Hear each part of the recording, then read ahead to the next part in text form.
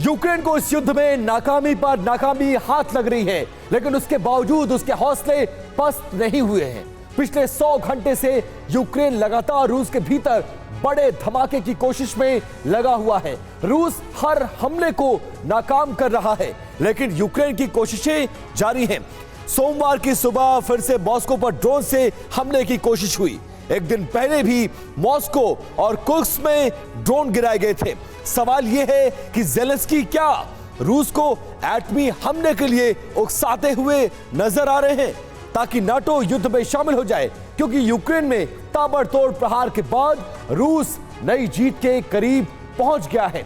लेकिन ज़ेलेंस्की उन शहरों को बचाने की बजाय लगातार मॉस्को को टारगेट कर रहे हैं। 330.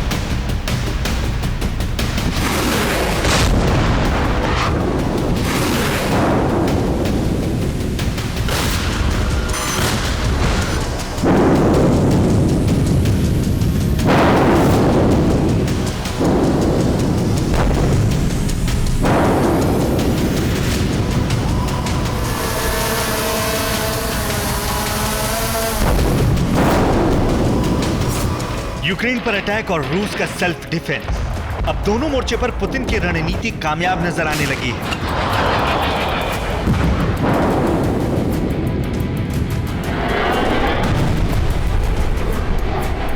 यूक्रेन में होते इन धमाकों का बदला लेने के लिए ज़ेलेंस्की बेचैन है,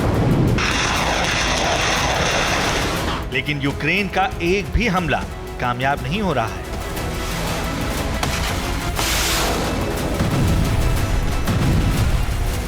यूक्रेन के कई घातक ड्रोन रूस की सीमा में घुस रहे हैं, लेकिन वो जमीन या किसी इमारत को छू भी नहीं पा रहे। रशियन एयर डिफेंस यूक्रेन के ड्रोन को हवा में ही नष्ट कर रहा है।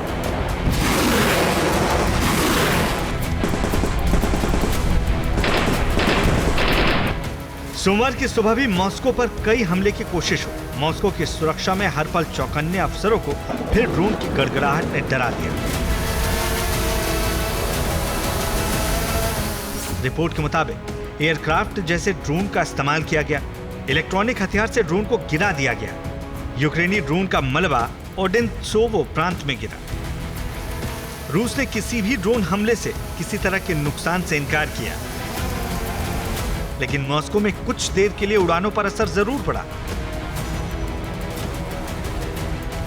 मॉस्को में 2 एयरपोर्ट से ऑपरेशन को पूरी तरह से रोक दिया गया।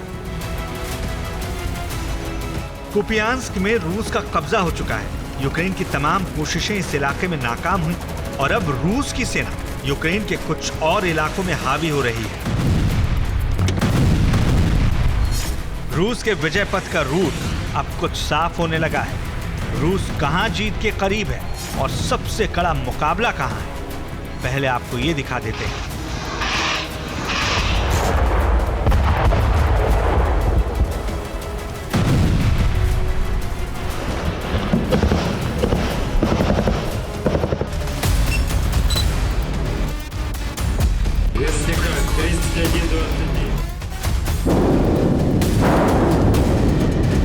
युद्ध में ड्रोन और टैंक कैसे मिलकर काम करते हैं, इसका अंदाजा आपको इस वीडियो से हो जाएगा। अब दिव्का में यूक्रेनी सैनिकों को निशाना बनाने वाली टीम ड्रोन से इमारतों की रेकी करती है। देखिए कैसे पहले एक ड्रोन को लॉन्च किया गया, फिर इमारत में सैनिकों की मौजूदगी देने के बाद वायरलेस से टैंक में मौजूद क्रू से संपर्क किया गया और फिर टैंक ने इमारत पर गोले दागना शुरू कर दिया।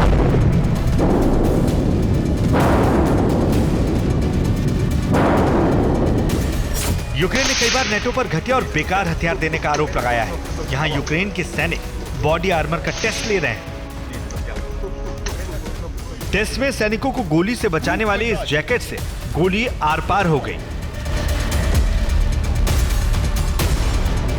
यूक्रेन के सैनिकों ने जितना नुकसान झेला है, नेटो की तरफ से अब उसकी भरपाई नहीं की जा रही है। हालात ये हो गए हैं कि जिन हथियारों को यूक्रेन ने स्क्रैप के लिए रखा था, अब उनको भी इस्तेमाल करना पड़ रहा है। वॉर जोन में एक दूसरे को मात देने की कोशिश जारी है। देखिए जंगल के बीच से रशियन टैंक्स का काफिला गुजर रहा था।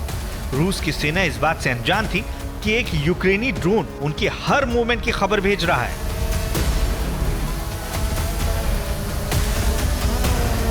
अचानक गोलीबारी शुरू हो गई। ड्रोन से लोकेशन मिलते ही यूक्रेन की आर्टिलरी ने हमला कर दिया और रूस के 2 टैंक और 2 बीएमपी नष्ट हो गए।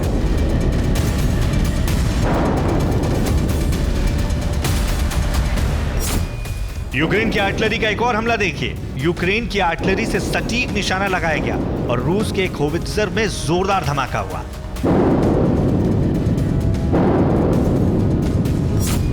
इसी तरह यूक्रेन का यह टैंक रशियन सैनिकों के ठिकानों पर लगातार गोले दाग रहा है। वीडियो में लोकेशन का जिक्र नहीं है, लेकिन दावा इस बात का है कि इस टैंक प्रहार में रूस का एक सैन्य ठिकाना तबाह हो गया।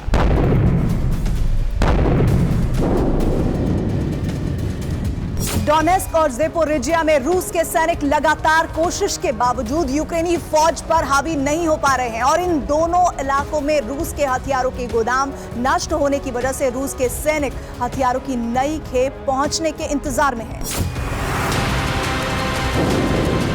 यूक्रेन का आर्टिलरी प्रहार लगातार रूस को शॉक दे रहा है। इस वीडियो में भी रूस की 2 आर्टिलरी को तबाह होते हुए दिखाया गया। ये वीडियो डोनेस्क का है, जहां यूक्रेन की फौज लगातार हमले कर रही है।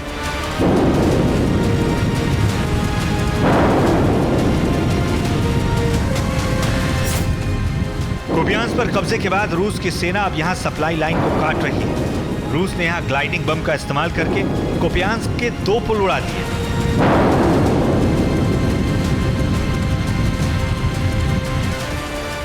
डोनेस्क में रूस ने एक बार फिर क्लस्टर बम का इस्तेमाल किया।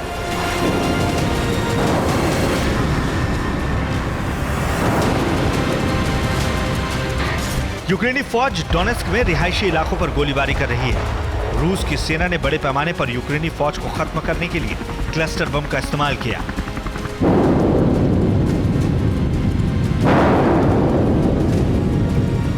यूक्रेन को इस हमले में कितना नुकसान हुआ ये साफ नहीं है, लेकिन अंदाजा लगाया जा रहा है कि क्लस्टर प्रहार के बाद यहां यूक्रेनी मोर्चा जरूर कमजोर हुआ है। दूसरी तरफ ज़ेपोरिजिया में रूस अपनी तैनाती बढ़ा रहा है। रूस के सैनिकों की एक्स्ट्रा फोर्स यहां पहुंच चुकी है और उम्मीद है कि रोबोटाइन पर कब्जे का मिशन अब और तेज कर दिया जाएगा। फिलहाल यूक्रेन के लिए कई इलाकों में रूस को जीत से रोकना बेहद मुश्किल है, क्योंकि यूक्रेन के पास ना तो बैकअप फोर्स है और ना ही नए हथियार। Bureau report, TV9 Bharatvarsh.